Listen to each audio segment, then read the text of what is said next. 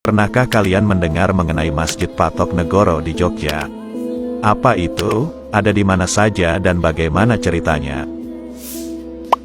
Satu Hari Satu Sejarah dan Edukasi episode 29. Kesultanan Yogyakarta memang sangat memperhatikan tata kotanya.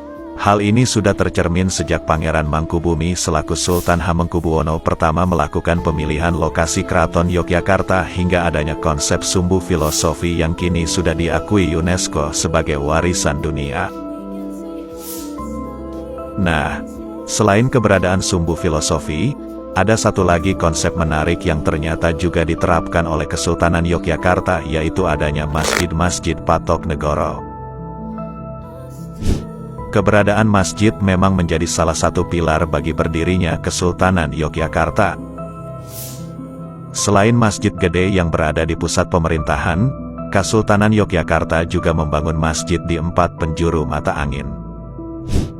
Masjid Jami Anur di Melangi di sisi barat, Masjid Jami Sultoni di Plosok Kuning di sisi utara, Masjid Jami Ad-Darajat di Babadan di sisi timur, Masjid Nurul Huda di Dongkelan di sisi selatan, dan satu masjid lagi yang menyusul kemudian yaitu Masjid Taqwa di Wonokromo adalah 5 masjid yang disebut dengan Masjid Patok Negoro.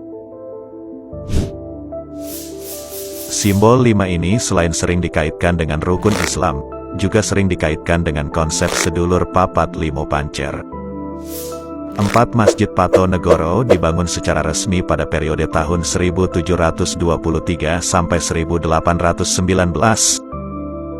Sedangkan Masjid Wonokromo dibangun pada periode tahun 1814 sampai 1823. Dinamai Patok Negoro yang berarti batas negara, masjid-masjid ini, selain menjadi batas ibu kota negara, juga sekaligus menjadi simbol kekuasaan raja yang tidak dapat diubah. Secara keseluruhan, Masjid Patok Negoro memiliki fungsi sebagai pusat pendidikan, tempat upacara atau kegiatan keagamaan, bagian dari sistem pertahanan, sekaligus bagian dari sistem peradilan keagamaan yang disebut juga sebagai Pengadilan Surambi. Pengadilan ini memutus hukum perkara agama seperti pernikahan, perceraian atau pembagian waris. Masjid-masjid Patok Negoro ini, di awal pendiriannya biasanya memiliki satu tokoh sentral yang menjadi ulama yang diberi mandat oleh Kesultanan Yogyakarta sebagai penyebar agama Islam di daerah tersebut. Masjid Anur Melangi misalnya, didirikan oleh beliau Bendoro Pangeran Hangabey Sandio atau yang biasa dikenal dengan Kiai Nur Iman yang merupakan kakak dari Sri Sultan Hamengkubuwono I. Sedangkan Masjid Sultoni Plosok Kuning didirikan oleh Kiai Mursodo yang merupakan putra dari Kiai Nur Iman Melangi.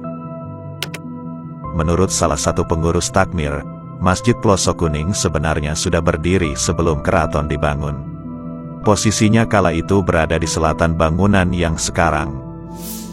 Dikisahkan sesaat setelah Sri Sultan Hamengkubuwono I membangun keraton dan masjid gede, beliau memindahkan Masjid Plosok Kuning dari posisi sebelumnya ke posisi yang sekarang.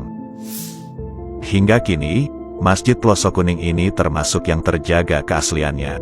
Salah satu ciri yang paling menonjol adalah keberadaan kolam yang mengelilingi masjid. Di kolam ini orang-orang membasuh kaki dan membersihkan diri sebelum memasuki masjid. Desain masjid dengan kolam tersebut adalah penyesuaian terhadap budaya masyarakat saat itu yang melakukan kegiatan sehari-hari tanpa mengenakan alas kaki. Sementara itu, Masjid Nurul Huda di Dongkelan, didirikan pada tahun 1755 sebagai bentuk penghormatan atas jasa Kiai Syihabuddin, sekaligus beliau menjadi tokoh sentra di masjid tersebut. Uniknya, masjid ini merupakan salah satu saksi bisu peran Masjid Patok Negoro sebagai sistem pertahanan. Di masa perlawanan Pangeran Diponegoro, masjid ini ludes dibakar oleh Belanda karena dianggap sebagai tempat berkumpulnya para pejuang pengikut Pangeran Diponegoro. Baru pada tahun 1901, masjid ini dibangun ulang kembali. Sementara itu di sisi timur, ada Masjid Ad-Darajat Babadan. Masjid ini dibangun pada tahun 1774 oleh Sri Sultan Hamengkubuwono I. Tokoh sentra di Masjid Babadan ini adalah Kiai Ageng Karangbesari yang juga merupakan putra dari Kiai Nur Iman Melangi. Masjid ini juga punya kisah uniknya sendiri. Pada kurun 1942 hingga 1943, masjid ini digusur oleh serdadu Jepang dengan alasan daerah ini akan dijadikan untuk gudang mesin serta perpanjangan landasan pacu pangkalan udara Jepang. Baru pada 1965, seorang warga Babadan bernama Kiai Mutohar kemudian meminta izin kepada Sultan Hamengkubuwono ke-9 untuk membangun ulang Masjid Pato Negara Babadan. Masjid ini kemudian diberi nama Ad-Darojat yang berasal dari nama kecil Sultan Hamengkubuwono ke-9 yaitu Darojatun. Tak kalah unik, ada satu lagi Masjid Patok Negoro yang berbeda dari 4 masjid yang mengikuti 4 penjuru arah mata angin tadi. Semua berawal dari penyamaran Sri Sultan Hamengkubuwono I yang menyamar menjadi seorang utusan raja dengan maksud menjadi murid dari Kiai Muhammad Fakih yang tinggal di daerah Wonokromo. Dari situlah terbentuk hubungan guru dan murid antara Sri Sultan Hamengkubuwono dengan Kiai Muhammad Fakih. Sebagai rasa terima kasih, Sri Sultan Hamengkubuwono kemudian memberikan tanah perdikan kepada Kiai Muhammad Fakih sekaligus membangun Masjid Patok Negoro di daerah itu yang kemudian diberi nama Masjid Takwa Wonokromo. Kelima Masjid Patok Negoro ini masih bisa kita lihat dan kunjungi sampai sekarang. Boleh banget untuk teman-teman semua mengunjungi masjid ini sekaligus menunaikan salat di sini. Keberadaan masjid-masjid ini menunjukkan bahwa nilai keagamaan adalah salah satu pondasi Kesultanan Yogyakarta yang terus ada sebagai kelanjutan dari Kerajaan Mataram Islam.